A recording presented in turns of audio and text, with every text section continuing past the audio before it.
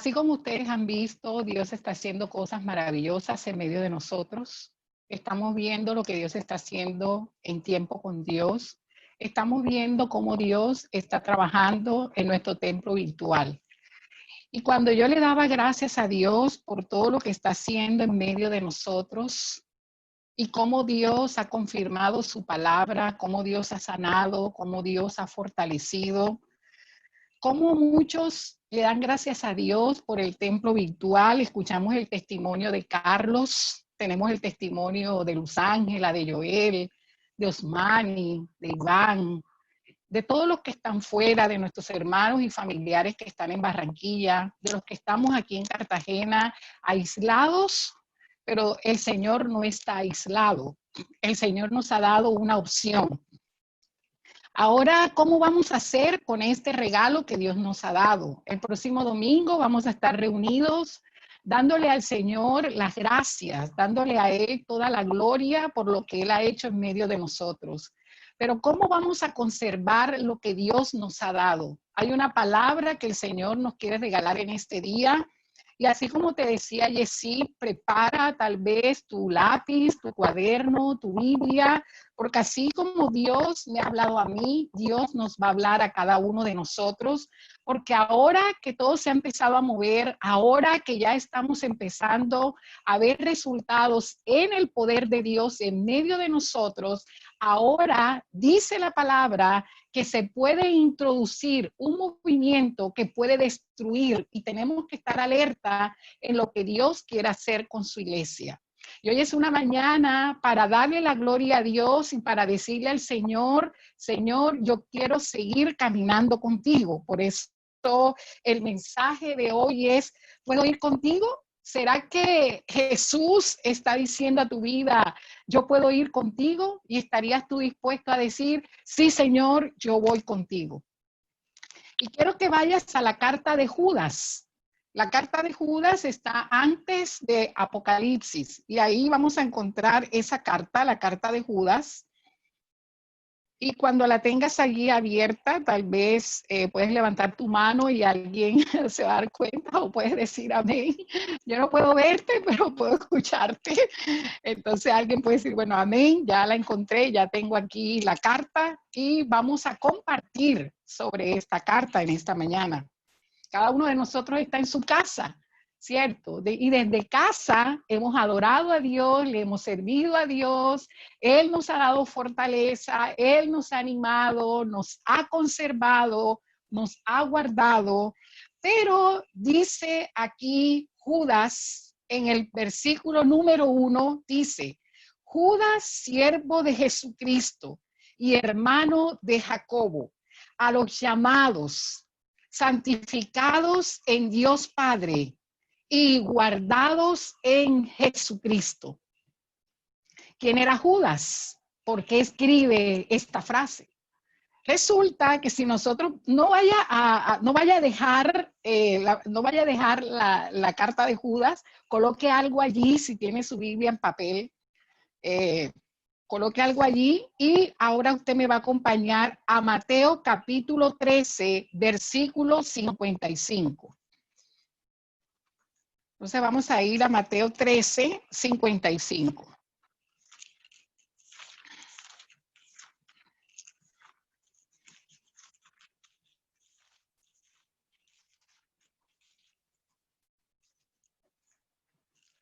Y aquí en Mateo 13, 55 nos encontramos con que este hombre que escribió esta carta era un hermano de Jesús. Y en el versículo 55 dice, ¿no es este el hijo del carpintero? ¿No se llama su madre María y sus hermanos Jacobo, José, Simón y Judas? ¿No están todos sus hermanas con nosotros? ¿De dónde pues tiene todas estas cosas? Y se escandalizaban de él, pero Jesús les dijo, no hay profeta sin honra, sino en su propia tierra y en su casa. Y no hizo allí muchos milagros a causa de la incredulidad de ellos. Entonces Judas era un hermano de Jesús. se había criado con Jesús, había caminado con Jesús, había jugado con Jesús. Seguramente habían hecho travesuras juntos, seguramente Judas había ido al colegio con Jesús, había andado con él, pero nunca creyó en él. No creyó en Jesús hasta la resurrección. Eso es algo que sucedió en la vida de Jesús. Pero veamos también, veamos Marcos, ahí el siguiente evangelio, veamos Marcos capítulo 6. A ver qué nos dice Marcos capítulo 6. Usted puede hacer una señal diciendo, bueno, ya tengo aquí Marcos capítulo 6, el versículo 3. Si ya lo encontró, usted hace así, levanta la mano, hace algo. Y de pronto ahí ya sabemos que estamos en Marcos 6, versículo 3. Sí, ya estamos ahí. Ok. Dice en Marcos 6, versículo 3. ¿No es este el carpintero, hijo de María, hermano de Jacobo, que es Santiago, el que escribió la carta a Santiago? Él es Jacobo. De José, de Judas y de Simón. ¿No están también aquí con nosotros sus hermanas? Y se escandalizaban. Mas Jesús les decía, no hay profeta sin honra, sino en su propia tierra y entre sus parientes y en su casa. Y no pudo hacer allí ningún milagro, salvo que sanó a unos pocos enfermos poniendo sobre ellos las manos. Y estaba, dice, que Jesús estaba asombrado de la incredulidad de ellos. Y vamos a terminar en Juan capítulo 7. Vamos al Evangelio de Juan capítulo 7.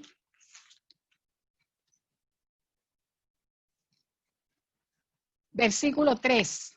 Juan capítulo 7, versículo 3. Si ya estás ahí, también puedes hacer una señal. Bueno, ya llegué a Juan capítulo 7, versículo 3. ¿Sí? Ok. Dice, y le dijeron sus hermanos, sal de aquí y vete a Judea. Sus hermanos le dijeron, vete de aquí. O sea, tú nos estás causando problemas.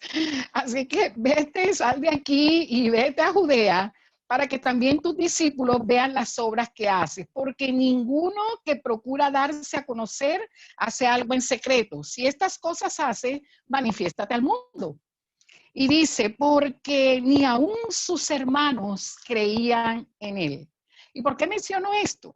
Porque si ni aún sus hermanos creían en él, pero luego encontramos a un Santiago que fue líder de la iglesia en Jerusalén, lo encontramos en el libro de los Hechos, a un Santiago, un hermano de Jesús, que no había caminado con él durante su ministerio. Y luego lo vemos en el libro de los Hechos como líder de la iglesia. Y luego vemos a un Judas escribiendo una carta apoyándose en su hermano, porque Judas sabía que el famoso era su hermano, no era él. Y Judas dice, yo soy siervo de Jesucristo. Así que tiene mucho sentido cuando nosotros leemos la carta de Judas y encontramos esa primera frase donde él dice, yo soy siervo de Jesucristo y soy hermano de Jacobo. Yo, Judas, pues no soy casi nadie, pero soy hermano de un líder de la iglesia. Y le está dirigiendo la carta a los santificados en Dios Padre y guardados en Jesucristo. Algo así como, y esta carta es para ustedes.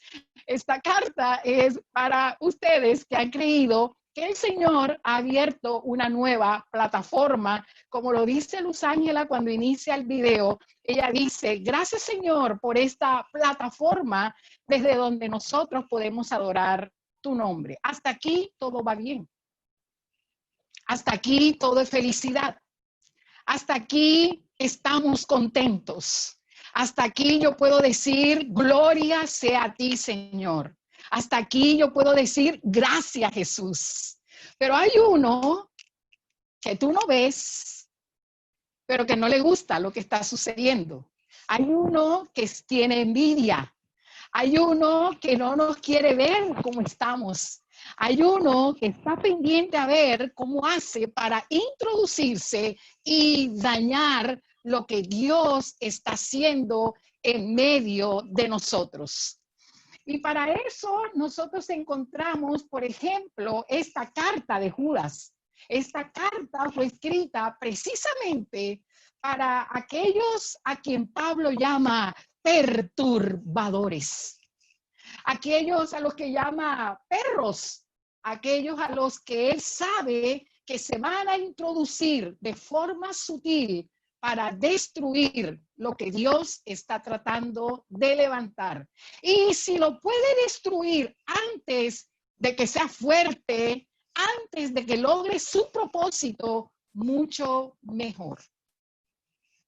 Así que en esta mañana quiero leer lo que dice, voy a compartir versículo 3 y versículo 4 de la carta de Judas. Versículo 3 dice: amados, por la gran solicitud que tenía de escribiros acerca de nuestra común salvación, me ha sido necesario escribiros exhortándoos que contendáis ardientemente por la fe que ha sido una vez dada a los santos. O sea, él está queriendo decir que él había pensado escribir una carta. Él quería escribir acerca de la salvación. Su motivación, su llamado, la dirección que él tenía era escribir sobre la salvación. Pero al darse cuenta del peligro por el cual estaban pasando, él dice: no, yo decidí más bien escribirles para exhortarlos, para enseñarles, para indicarles que tienen que luchar, que tienen que seguir con una lucha espiritual, porque ustedes tienen que contender ardientemente por la fe que el Señor ha colocado en tu vida y en tu corazón. Y él dice: yo quería hablarte de otro tema, pero yo he venido a hablarte de tu fe. Yo he venido a decirte que tienes que contender. Yo he venido a decirte que tienes que pelear por lo que Dios ha entregado en tu vida. ¿Quién dice gloria a Dios? ¿Quién le da un fuerte aplauso al Señor? ¿Quién dice en esta mañana: yo voy a pelear por lo que Dios me ha entregado? Tienes videos en las redes, tienes un equipo de alabanza fortalecido nuevamente, tienes predicadores, tienes personas ayudando a los necesitados, te ha llegado recursos de donde tú menos te lo imaginabas para poder seguir haciendo la obra de Dios, no de donde tú pensabas que te iban a llegar, no de donde tú tenías puesta tu fe. Yo te he sostenido, dice el Señor, iglesia. Por lo tanto, tú tienes que contender y tú tienes que hacerlo de manera ardiente. Subraya ahí en su Biblia la palabra encubiertamente. La palabra encubiertamente. Porque algunos hombres han entrado encubiertamente, los que desde antes habían sido destinados para esta condenación. Hombres impíos que convierten en libertinaje la gracia de nuestro Dios y niegan a Dios, el único soberano, y a nuestro Señor Jesucristo. Entonces la pregunta para nosotros sería: bueno, ¿cómo puedo yo identificar a los falsos maestros? Y esto es lo que hace Judas, y es lo que nos enseña también Santiago. Nos dice cómo nosotros los podemos a ellos identificar. Dice que estos falsos maestros tratan de enseñar y que ellos son muy buenos. Ellos se introducen en la iglesia con una intención de servir. Tienen la intención de enseñar la moral. Les encanta hablar de la moral. Les encanta hablar de las virtudes de este mundo. La idea es que ellos entran en la iglesia sin que nadie se dé cuenta. Esa es una señal. Se van a introducir sin que nadie se dé cuenta. Por eso él dice que entran encubiertamente. Ellos no creían en Jesucristo. que Él es el Hijo de Dios y que vino a la tierra para salvar al hombre. Por lo tanto, ellos no pertenecen a la iglesia, pero se unieron a la iglesia por los beneficios que la iglesia les da. Ahora, yo me haría una pregunta. ¿Cuáles son los beneficios? ¿Cuáles son los beneficios que la iglesia y cuáles son las oportunidades que la iglesia les puede dar? Pues si usted ve la iglesia, cómo está hoy, usted se puede imaginar a alguien que le guste estar en medio y liderar, ¿por qué se uniría a la iglesia?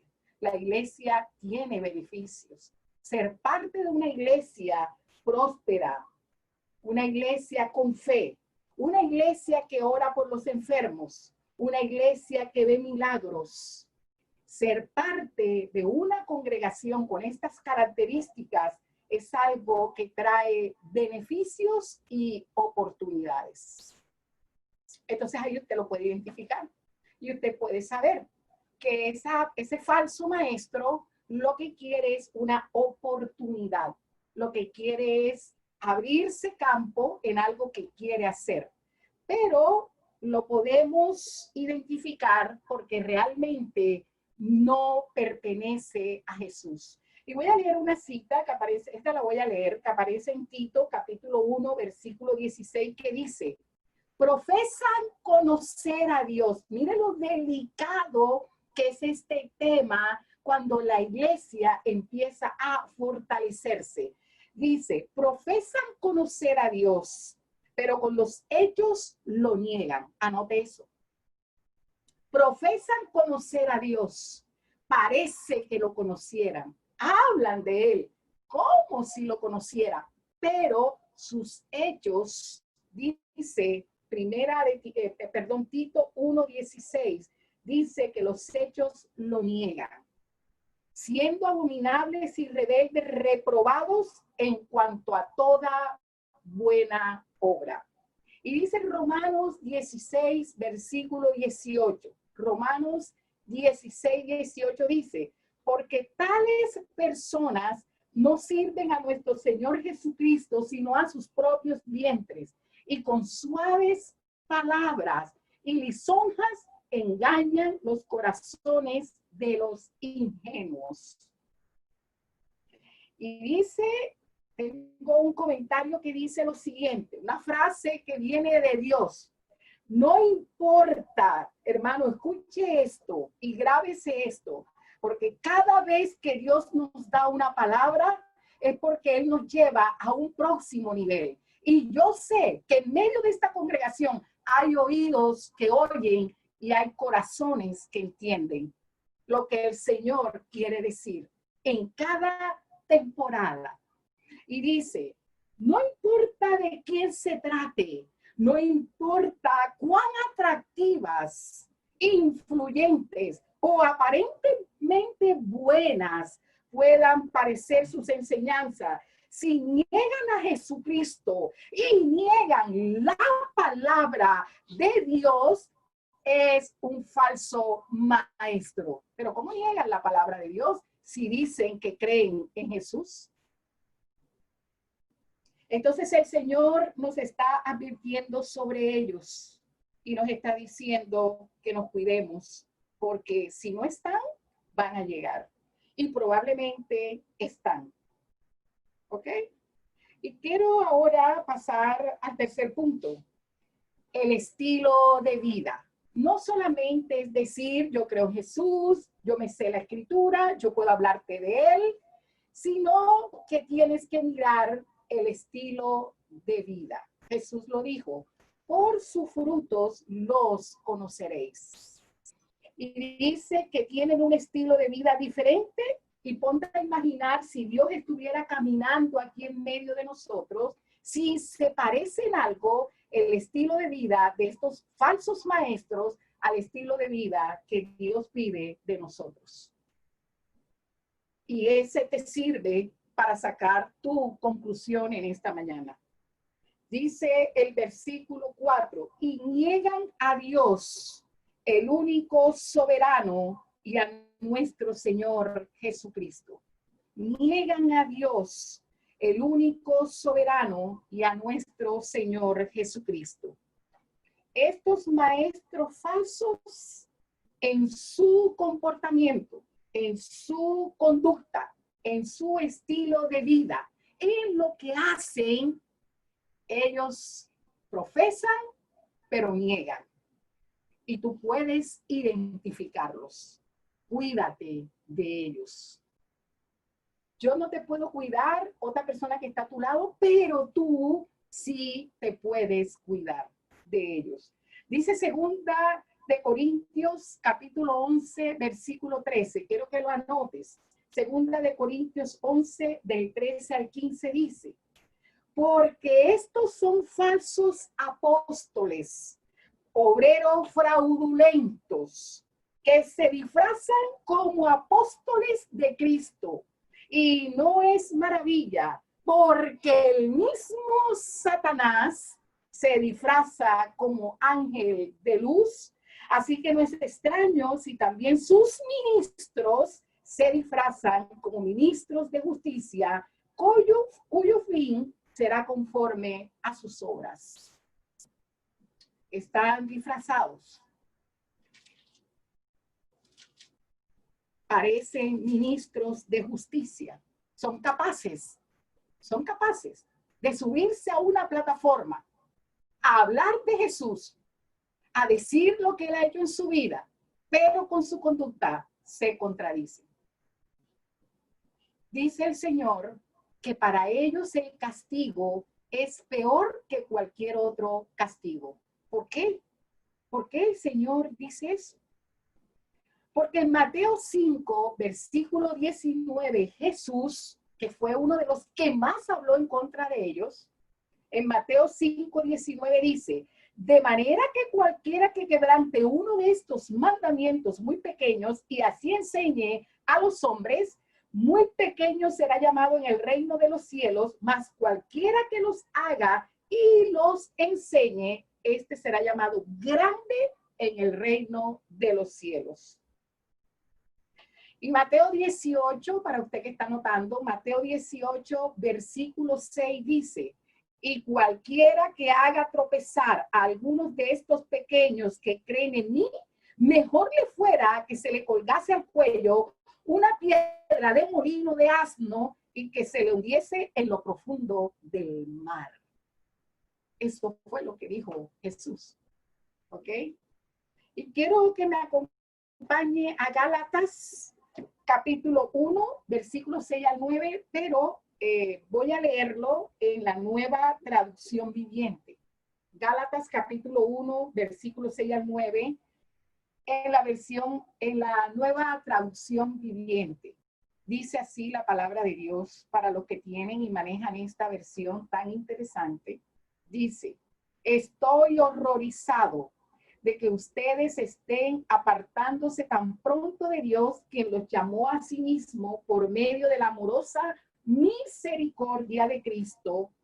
Están siguiendo un evangelio diferente que aparenta ser, esa es otra característica, aparenta ser la buena noticia. Y te lo presentan como la buena noticia. Pero no lo es en absoluto. Están siendo engañados por los que a propósito distorsionan la verdad acerca de Jesús.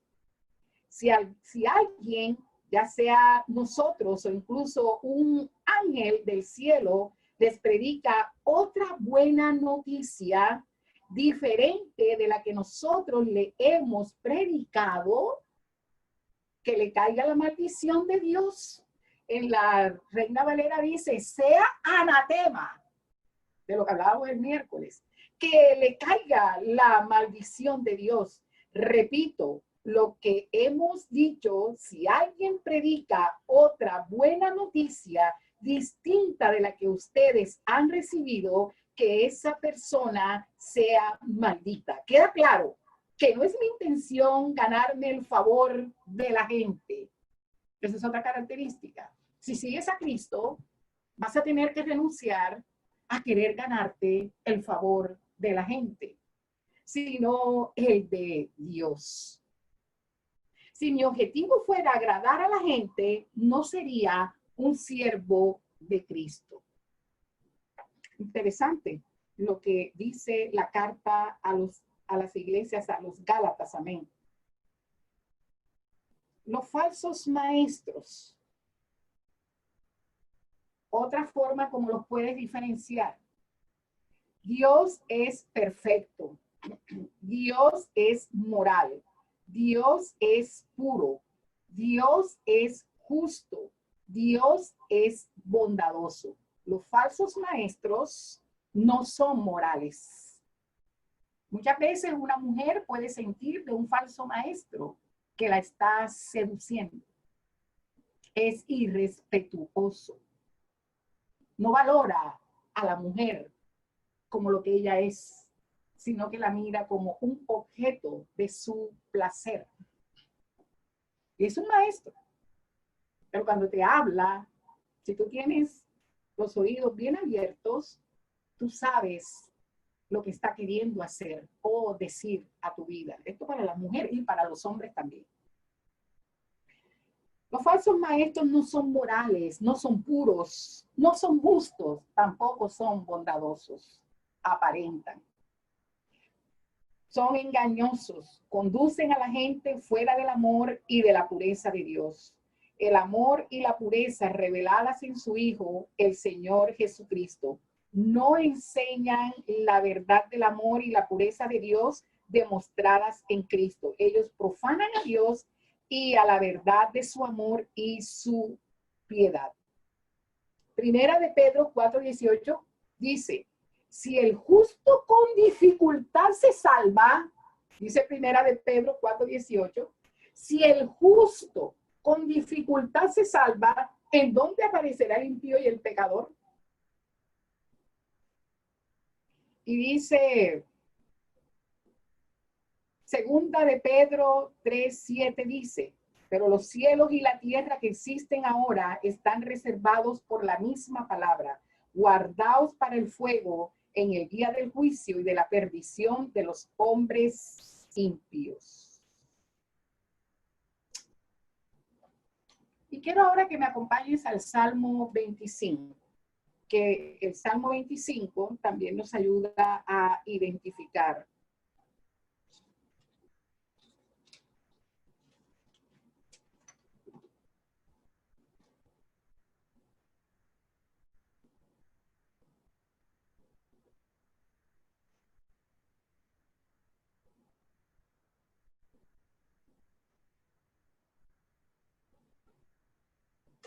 El Salmo 25. Y hoy podemos decir, gracias Señor por esta palabra. Yo creo que allí donde tú estás, tú les des gracias. Porque estos falsos maestros tienen un propósito con los inconstantes. Les encanta la gente indecisa, inconstante. ¿Será que hago esto o no lo hago? ¿Será que iré por ese camino o no?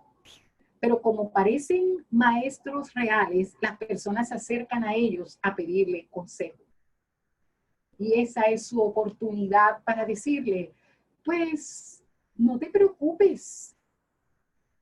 Como hacían los engañadores, como hacían los perturbadores. Ellos le decían a las personas que empezaban a creer en Cristo, sí, claro, puedes creer en Cristo, y formaban prosélitos, dice la Escritura. Sí, puedes creer en Cristo, pero también debes circuncidarte. Lo uno y lo otro no eran una sola doctrina. Y el Señor Jesucristo decía, ¿qué están haciendo? Son mentirosos, son judaizantes.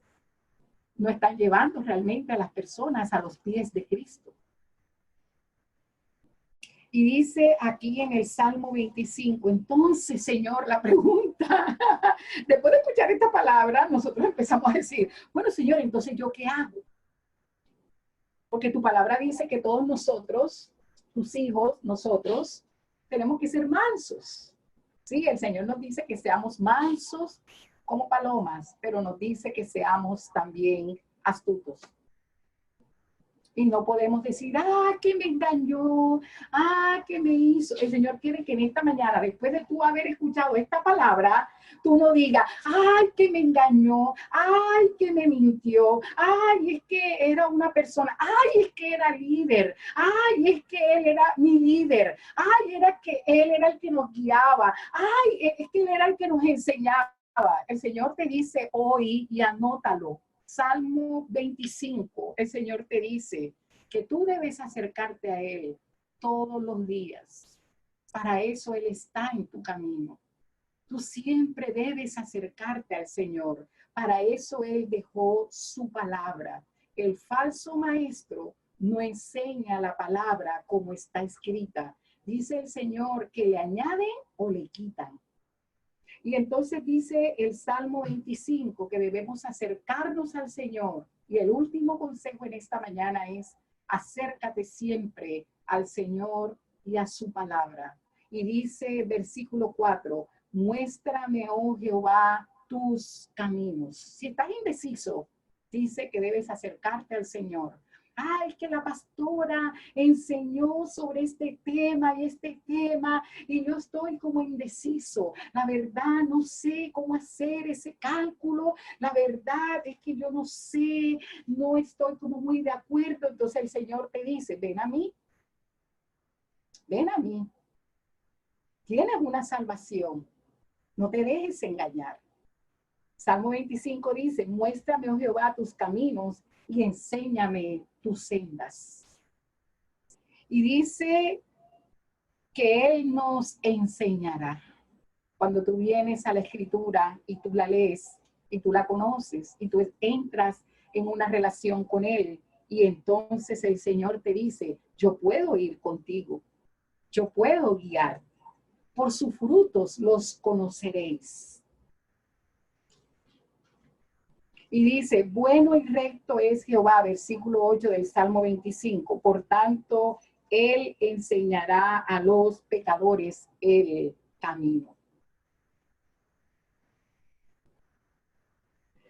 Y hay personas que al Señor le encantan. Versículo 9, los humildes. Y dice, encaminará a los humildes por el juicio y enseñará a los mansos su carrera.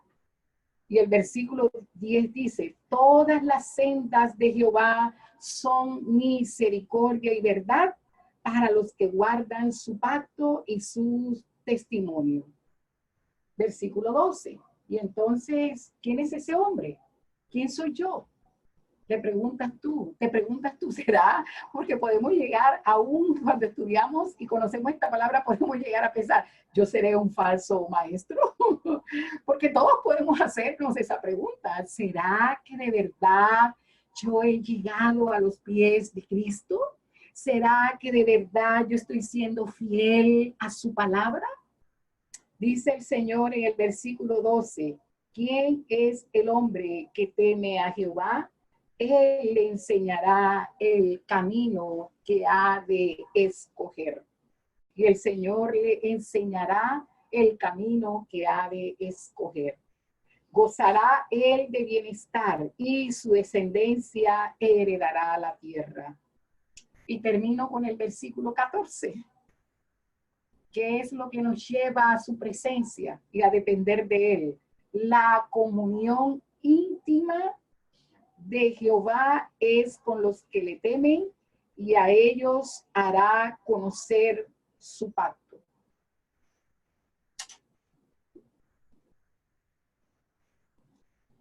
Si este no fuera un tema importante para la iglesia, Jesús no lo hubiese introducido. Si no fuese un tema tan importante para la iglesia, no lo encontráramos en la carta a los Hebreos, Santiago, no lo encontráramos en Primera y Segunda de Corintios, no lo encontráramos en Gálatas y no se le hubiese dedicado una carta. Si es un tema importante, quiere decir que es un tema a considerar. Y una manera de sentir que estamos en el camino es buscando la presencia de Dios. Por eso yo le decía al grupo después de todas estas victorias, tenemos nuevamente que entrar en el río de Dios por medio de la oración. Y será Dios quien guiará el próximo camino. Yo quisiera hacer muchas cosas como ser humano. Quisiera lanzarme a lo rápido a presentar un proyecto, pero yo digo, no puede ser. Si estamos en este punto de la historia de la iglesia, nosotros deberíamos ahora durar una semana levantándonos de madrugada y hacer una semana de matutina, de oración, para pedirle a Dios cuál va a ser el próximo paso para guiarlos a ustedes. Usted no se imagina cuando yo los veo a ustedes. Allí yo estoy sentada frente a la computadora y yo los veo a ustedes levantando sus manos, adorando a Dios. Usted no se imagina cómo me quebranto y la sensibilidad que siento y la responsabilidad de poderlos guiar a los pies de Cristo. Y le digo al Señor, que no sean mis sueños, que no sean mis expectativas, que no sea lo que yo quiero, que sea lo que tú determines, Señor. Y la única manera es levantarnos de mañana, es unirnos en oración. Si usted quiere seguir liderando esta congregación, usted debe unirse a nosotros, a orar con nosotros, para que usted sepa qué es lo que Dios quiere para esta iglesia y usted se una en el camino con nosotros. Porque Dios guiará el próximo paso. Dios sabe las personas que están llegando. Dios sabe el sufrimiento por el que tú estás pasando. Dios sabe tu dolor. Dios sabe que no quiere que tú seas usado para el bien de nadie. Dios ha levantado una iglesia para restaurar, para sanar, para levantar al caído, no para abusar de las personas. Y la única manera como Dios puede colocarnos en el lugar donde Él nos quiere tener es que nosotros lo busquemos en oración, en adoración y no desmayemos, porque tú sabes, quiero decirte que tú estás escuchando enseñanzas, tú estás escuchando palabra y mucho de eso no va conforme a lo que Dios quiere para tu vida. El único que te ama, el único que sabe tu verdadera realidad, se llama Dios y se llama Jesús. Y Él ha preparado esta plataforma para levantarte, para restaurarte, para sanarte. Y cuando yo te veo ahí en esa plataforma levantando tus manos, adorando a Dios, llorando, yo tengo que llorar contigo porque yo sé lo que Dios me está diciendo. Y en esta semana una hermana con mucho cariño me dijo, pastora, yo la veo a usted llorar y yo me sonreí porque de eso se trata esta palabra. Yo quiero que alguien diga gloria a Dios. Yo quiero que alguien levante sus manos y le dé un aplauso al Señor. Yo quiero que tú sepas que Dios te ama. Yo quiero que tú sepas que yo no puedo ir ahora a tu casa, pero el Señor está en tu casa. El Señor ama a tu familia. El Señor tiene un proyecto para tu familia y hoy debemos ponernos de acuerdo para defender eso que Dios nos ha entregado. Porque ahora esta plataforma es una plataforma atractiva. Pero Dios tiene un plan contigo y Dios te ha levantado para su gloria. ¿Quién dice gloria a Dios? Y si no se me acaba el tiempo, sigo hablando. Entonces, he terminado. Quiero que allí donde tú estás te pongas sobre tus pies y tomes tu familia, porque viene un mover.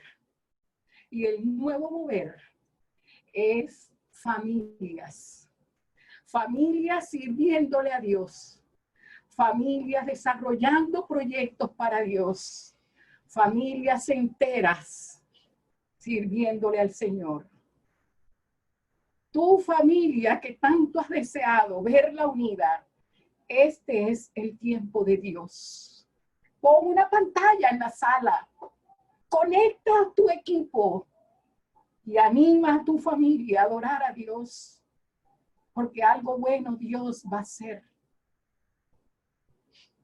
Y aunque estén allá en el cuarto dormidos y tú tienes tu pantalla en la sala, ellos están escuchando y un día Dios hará su obra. Levanta tus manos al cielo. Yo te quiero muchísimo, los quiero a todos, pero quiero decirte que el que de verdad te ama a ti no soy yo, es Dios, es Jesús. Él te ama más que yo. Si Él estuviera aquí, no le importara coronavirus ni nada. Él te ama. Él es omnipresente. Él está contigo. Adóralo. Quiero preguntarle allí a Luz Ángela si todavía está allí cerca del piano y pueda solamente entonar el coro. Sí, pastora. De la familia. Y la vamos a aprender. Porque el Señor va a bendecir a nuestra familia, a nuestros hijos y a los hijos de nuestros hijos y a las próximas generaciones.